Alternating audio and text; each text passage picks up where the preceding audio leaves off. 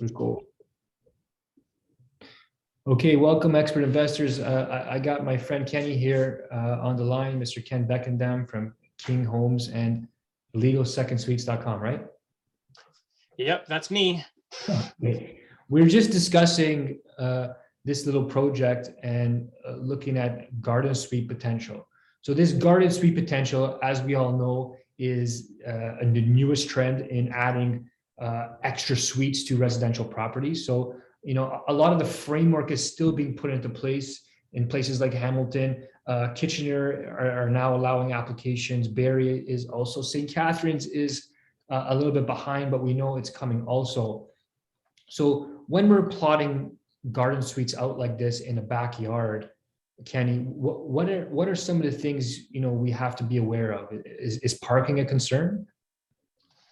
Well, so with these new bylaws that are coming out from the different municipalities, no, they're all requiring obviously parking, and for the most part, parking in addition to what you're going to do for the house. So if we're going to be having 2 units in the main house, plus we're adding a coach house, there's a lot of times we need 3 parking spaces. Now that can, you know, that can change from city to city, but for the most part, from what I'm seeing, you know, we're requiring even more parking, which, as you know, it's already difficult enough, right? Yeah, so we need to know how to navigate, you know, getting through parking. So if you bought a single family home and you already converted it to the basement to a duplex, which is obviously a fantastic idea, and we all know all about that, and you want to get a 3rd suite, we may have to find room for a 3rd parking spot. So that's exactly what we're going to talk about in September 11th. You know, what we're doing to get around some of the parking requirements. What do you do if you can't have a 3rd parking spot? Obviously, the city is aware of this, so we're going to have backup plans on how to fix all this. I'm assuming, Ken, they're going to want to see, you know, rear setbacks and side setbacks and setbacks from the house too, right? Yeah. So, you know, in all intensive purposes, it's a detached structure, right? Yep. And so a lot of the municipalities have set up their zoning bylaws to reflect, you know, some of the current setback requirements for such a structure in the backyard. So yeah, there's rear yard, there's side yard setbacks. Some municipalities even have a setback between the principal dwelling and this structure, making sure they're not too close. You know, some municipalities are very close, like Brantford is only 1.2 meters, but then other municipalities can, you know, like Hamilton and others can be 7.5 meters. So there can be a big difference there. But yeah, and then there's lot coverage, there's landscape area requirements we have to maintain. You know, there's minimum walkway widths from the front of the property to the structure in the back for you know, for emergency services to be able to access this building.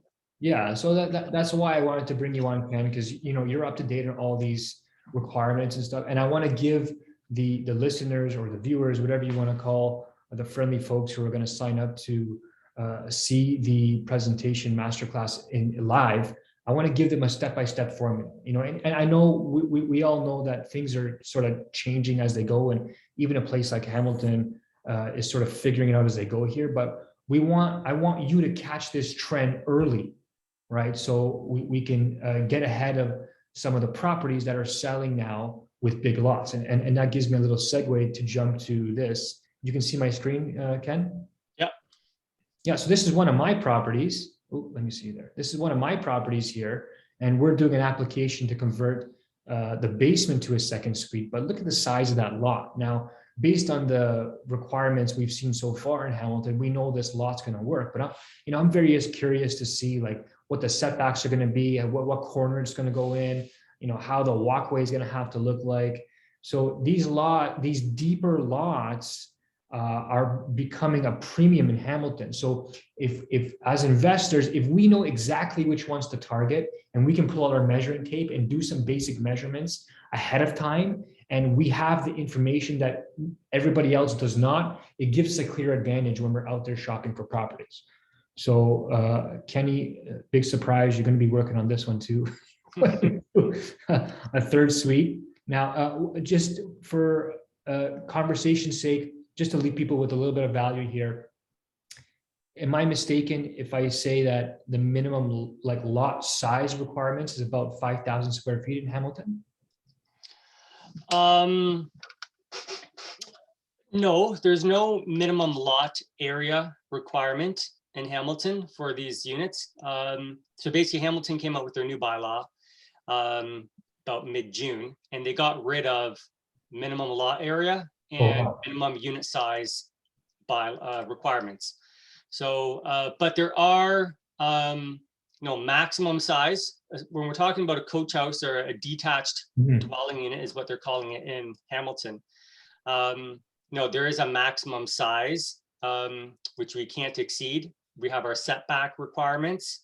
So yeah, there are constraints and obviously parking. So it's going to limit the size of how big we can make these units. But no, so in some sense, Hamilton, came out with some good changes, getting rid of some of these requirements. But then there's others that like the third parking spot and not allowing for tandem parking spot kind of makes it more difficult. But we'll go into more details on these requirements at the meeting. Absolutely. Like I said, I want to leave you with a step-by-step plan for what to look for, what not to look for, especially when we're shopping out there, because that's really going to make your money. You're going to make your money on the buy. We're not buying these things to sell them right after. So we got to make sure we hit all those points, and then we'll have Kenny come in and check them out afterwards. So I look forward to seeing you on September 11th. Ken, join us. There's going to be a link below in the comment section. If you're seeing this in the email, of course, there'll be a registration button. Kenny's going to be there sharing all the details. Thank you, my friend, for doing this. And we'll see you in a couple of weeks. Absolutely. See you guys there. Talk soon, buddy. Ciao.